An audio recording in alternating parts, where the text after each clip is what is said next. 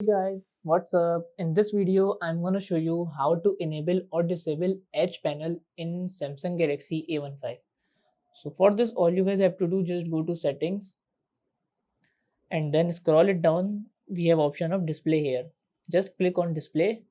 After that, again scroll and then you see the option of edge panel here.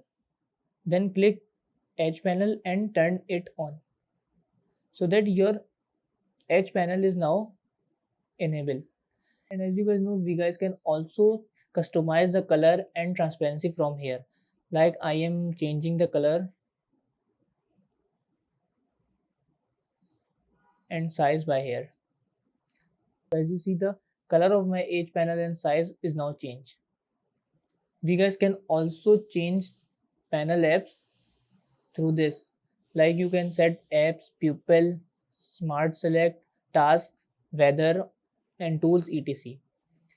But right now I am choosing apps. So this is how we can enable or disable edge panel in Samsung Galaxy A15.